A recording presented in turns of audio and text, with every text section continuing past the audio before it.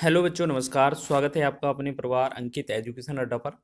आज हम बात करने वाले हैं आरआरबी, एनटीपीसी, ग्रुप डी और आरपीएफ के लिए महत्वपूर्ण क्वेश्चन लेकर आए हैं जो आपके प्रीवियस ईयर एग्जाम में बने थे। सीधे डायरेक्ट ही एग्जाम के क्वेश्चन हैं और आप इनको कैसे हल करेंगे। आज जो हमारा टॉपिक रहेगा वो माध्यिका से रिलेटेड है। उसमें हमने पिछले वाले पार्टों में हमने माध्यिका से रिलेटेड कुछ क्वेश्चन हल कर लिए हैं, तो इसमें हम बचे हुए माध्यिका के क्वेश्चन करने वाले हैं। इसके बाद फिर हम बहुलक की ओर बढ़ेंगे। ठीक है, मीन, मीडियन और मोड पर आधारित जितने भी क्वेश्चन बनते हैं वो सभी क्वेश्चन देखने वाले हैं। तो एक एक करके हम अपने टॉपिक को कवर कर रहे हैं, तो इसी तरीके से बने रहिएगा। कुछ बच्चों का कमेंट आ रहा था कि सर स्टैटिक्स पहले करवा दीजिए, तो पहले ये स्टैटिक्स हो जाएगा। उसके बाद फिर बच्चों का जो कमेंट आता है कि मेंसुरेशन करवा दीजिए सर, उसके बाद ये टॉपिक कराया जाएगा। ठीक है, चलिए। तो यहाँ पर आपका लिखा है क्वेश्चन पहला कि दिए गए आंकड़ों को आरोही क्रम में व्यवस्थित किया गया है और इनकी माध्यिका 17 है, तो x का मान ज्ञात कीजिए। हमने आपको बताया था कि अगर माध्यिका निकालना है तो सबसे पहले आपको जो आंकड़े दिए होंगे उन्हें अवरोही या आरोही क्रम में लिखना है।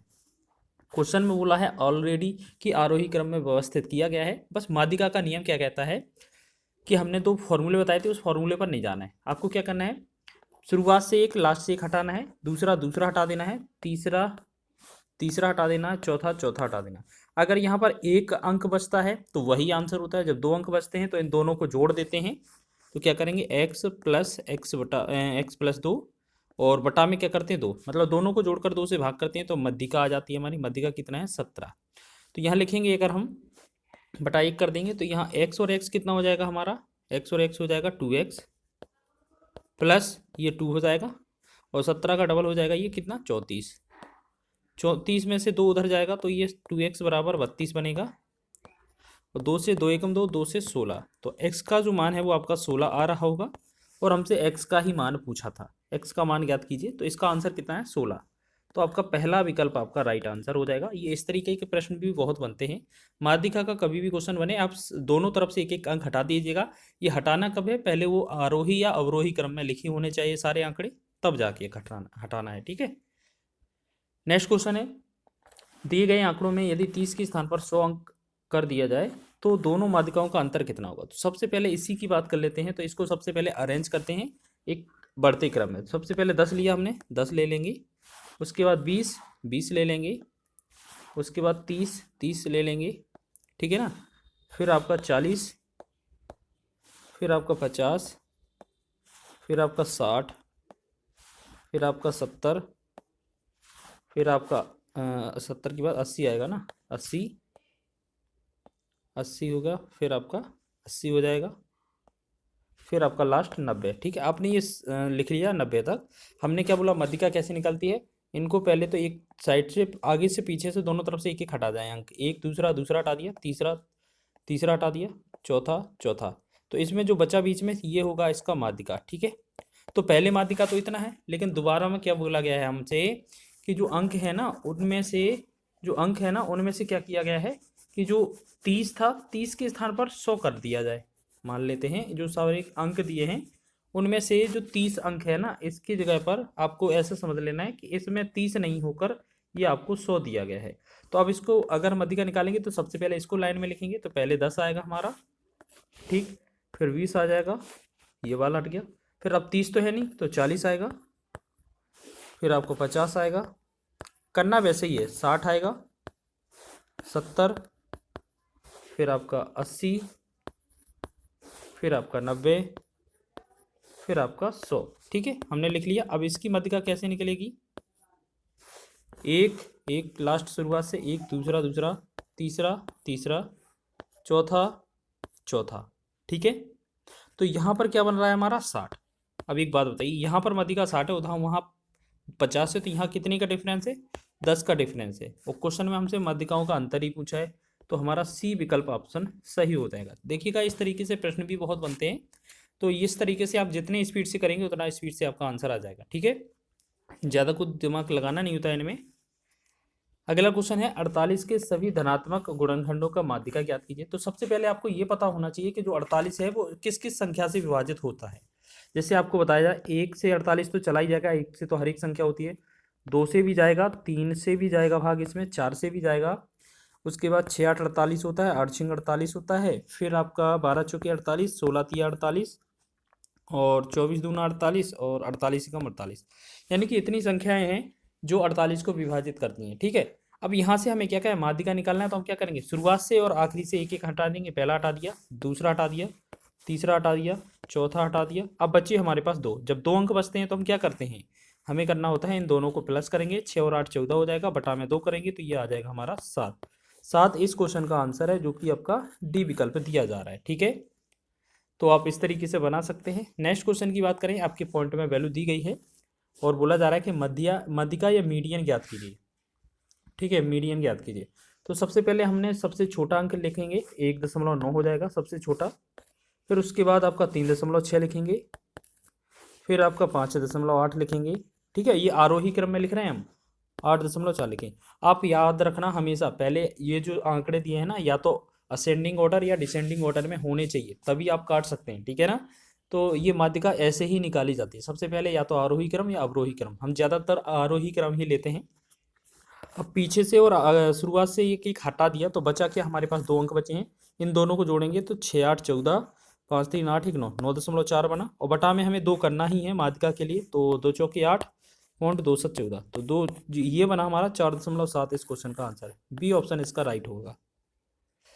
महत्वपूर्ण प्रश्न है, ये एग्जाम में डायरेक्ट ही बनते हैं। तो यहाँ पर देखेंगे एक क्वेश्चन लिखा है, आंकड़ों की मध्यिका ज्ञात कीजिए। इस तरीके से 1 1/2 1/2 1 3/4 1/4 2 1/2 1/4 1 3/4। तो इसको सबसे पहले हमें आरोही क्रम में लिखना है। तो सबसे पहले देख लेंगे कौन कौन सा क्रम है। सबसे पहले आपका कितना आ जाएगा, 1/4 आएगा। ठीक है, 1/4 एक चौथाई हिस्सा आ जाएगा। दूसरा भी आपका 1/4 आएगा फिर। ठीक है, अब उसके बाद आप ऐसे समझें कि आधा वाला 1/2 आ जाएगा, फिर 1/2 1/2 और कितना 1/2, क्योंकि 3 बार था ना 1/2। फिर अब आपका जो आएगा 3 बार हो गया, अब आपका कौन सा आएगा 3/4। चलो 3/4 देख लेते हैं। ठीक है, ये आपको देख लेना है कौन किससे बड़ा है, 3/4 हो जाएगा। अब आपका क्या बचा है, 1 बचा है तो 1 लिख लेंगे, फिर आपका 2 है तो 2 लिख लेंगे। ठीक है, अब मध्यिका कैसे निकाली जाती है, लास्ट वाला और शुरुआत वाला एक एक हटा देंगे, दूसरा दूसरा हटा देंगे, तीसरा तीसरा हटा देंगे और चौथा चौथा हटा देंगे। तो इसमें क्या बचा हमारा 1/2। 1/2 जो होगा हमारा आंसर हो जाएगा। ठीक है, बस आपको ये इतना बहुत तो करना पड़ेगा, ये कौन छोटा कौन बड़ा है इससे पहले लिखना पड़ेगा आरोही क्रम में। फिर आप एक दूसरे को लास्ट से और शुरुआत से हटाते जाएंगे अंक। जो अगर सिंगल अंक बचता तो वही माध्यिका होता है, और जब दो अंक बचते हैं तो उन दोनों को जोड़ के 2 से भाग किया जाता है। ठीक है, चलिए अगला देखेंगे, 1 से 55 तक के बीच अभाज्य संख्याओं की माध्यिका ज्ञात कीजिए। तो सबसे पहले आपको माध्यिका के लिए अभाज्य संख्या पता होना चाहिए। अभाज्य संख्या क्या होती है, जो प्राइम फैक्टर होते हैं ना, जो गुणनखंड के लिए काम आते हैं, हम जिनसे हम लासा या मासा निकालने के लिए गुणनखंड करते हैं ना, वही चीज़ें। तो आप ऐसे समझें कि हमारे पास जो प्राइम फैक्टर हैं कितने, 2 से लेकर 50 तक, कितना 55 तक कितने हैं हमारे, देखते हैं एक बार लिख के। सबसे पहले कितना, 2 आता है, 3 आता है, 5 आता है, 7 आता है। ठीक है, उसके बाद 11 13 17, 11 13 17, फिर हमारा 19 23। ये संख्याएं जो स्वयं से करती हैं, बस एक से करती हैं और किसी से नहीं करती है। 19 23 हो गया, फिर आपका 29 हो जाता है, 31 होता है, फिर 37 37 हो गया, फिर आपका 41 वाली लाइन में कितना 41 होता है और 43 होता है। 41 के बाद क्या होता है, 47 होता है, 43 नहीं, 41 हो गया ना, 41 के बाद 43 हो गया और 43 के बाद 47 भी होता है। ठीक है, 50 तक तो ये हो गया कितना, 3 4 4 3 7 3 10 3 13 15, एक संख्या और आएगा 50 से 55 के बीच, एक होता है 53। ठीक है, ये सब क्या है, प्राइम फैक्टर हैं, जो कि मतलब स्वयं से करते हैं या एक से करते हैं। ये क्या अभाज्य संख्या होती है, अभाज्य संख्याएं 2 से स्टार्ट होती है। ठीक है, अब इनका माध्यिका निकालना है तो हम क्या करेंगे, सबसे बढ़िया तरीका क्या है, हमने क्या एक शुरुआत से हटाए, एक लास्ट से, एक हट गया, दूसरा दूसरा, या अपने मन से अपने तरीके से तुम यहाँ से 1 2 3 हटा दो, या वहाँ से पीछे से 1 2 3। तो एक एक हटा रहे हैं तो एक एक हटा दीजिए, दो दो हटाना है तो जो अपने हिसाब से जैसे हटाना है हटा सकते हैं। इधर हटाया फिर इधर हटा दिया, इधर से इधर, अब बचा 2 अंक। ठीक है ना, तो इन दोनों को जोड़ेंगे, 9 3 12 और 1 42, 42/2 करेंगे तो ये कितना होगा 21। तो 21 इस क्वेश्चन का माध्यिका हो जाएगा। तो जो सी विकल्प में दिया है ये हमारा आंसर होगा। ग्रुप डी एग्जाम में ये बने थे प्रश्न, यहाँ से बनता भी है, आपको पता भी होगा। नेक्स्ट क्वेश्चन क्या लिखा है, निम्नलिखित पदों की माध्यिका निर्भर करती की गई है। फिर बोला गया है इतने सारे अंक लिखे हैं, बाद में यह पाया गया कि 29 की जगह गलती से 17 लिख दिया गया। अब परिवर्तित माध्यिका क्या होगी, तो आप एक काम करेंगे, परिवर्तित माध्यिका पूछिए, आपकी बदली हुई माध्यिका पूछिए आपसे, तो आप ऐसे करें कि जो संख्याएं लिखी हैं ना इनको बढ़ते हुए क्रम में लिखते चलेंगे, बस 29 की जगह 17 कर देना। 29 की जगह गलती से 17 लिख गया था, तो हमें क्या करना है अब यहाँ पर एक जगह, तो यहाँ पर हम ऐसे करेंगे क्वेश्चन को कि आप जो है 29 की जगह गलती से 17 लिखा गया था, ठीक है, तो अब परिवर्तित माध्यिका क्या होगी, तो ऐसे मान लें कि जो हमारा 17 था ना, इस 17 की जगह हमें 29 लिखना था, तो ये चेक करके देख लें, और जो वापसी हमारा सही था वही देखना है। तो पहले हमारा 12 आएगा, ठीक है, 12 लिखेंगे, ठीक है। 12 के बाद आपको ऐसे लग रहा है इन सभी में 25, क्योंकि 17 तो है नहीं, 25 ही आएगा। 25 के बाद फिर 28 आ जाएगा, और 25 के बाद पहले तो ये 23 आना था ना, 12 के बाद 23 आएगा, तो 23 हट जाएगा, 12 तो हट ही गया, फिर आपका 25 हटे जाएगा, फिर आपका 28, और 17 की जगह 29 लिख कर दिखा हमने, तो 29 आ जाएगा, और 29 के बाद 32, फिर आपका 43, तो 3 3 6 7 7 अंक हो गए, ठीक है। तो याद नहीं, यानी कि क्वेश्चन हमसे ये पूछा है, तो जो गलती की थी ना, गलती से तो हमारा परिवर्तित हो गया था मान, तो अगर नहीं होता तो वो मान ज्ञात करना है हमें। चलिए यहाँ पर देखें, माध्यिका के लिए पहला आखिरी, पहला फिर आखिरी, पहला फिर आखिरी, तो इसका आंसर क्या होगा 28, ठीक है। लेकिन हो सकता है कहीं क्वेश्चन में ऐसा ना समझ लें कि आपको जैसे 29 की जगह आपने क्या है 17 लिख दिया गया है, तो 29 की जगह गलती से 17 लिख गया है, ठीक है।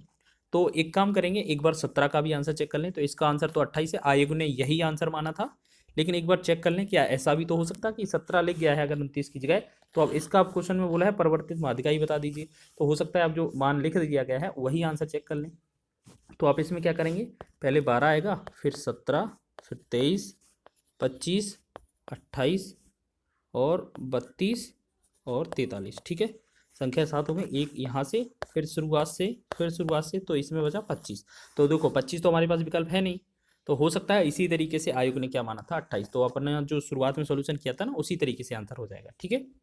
चलिए, एक परीक्षा में भाग लेने वाले छात्रों के वास्तविक प्राप्तांक नीचे दिए गए हैं, छात्रों की माध्यिका ज्ञात कीजिए। देखिए इस तरीके का क्वेश्चन दिया हो तो आप सबसे पहले आपको ऐसे समझना है, हमारे पास जो अंक है ना उसे हम एक्स बोलेंगे, छात्रों की संख्या को फ्रीक्वेंसी एफ बोलेंगे, तो एक तरफ आपको एक्स लिख लेना है, एक तरफ आपको एफ लिख लेना है, ठीक है। एक्स क्या क्या है, 11 है, 20 है, 8 है, 16 है, और कितना है,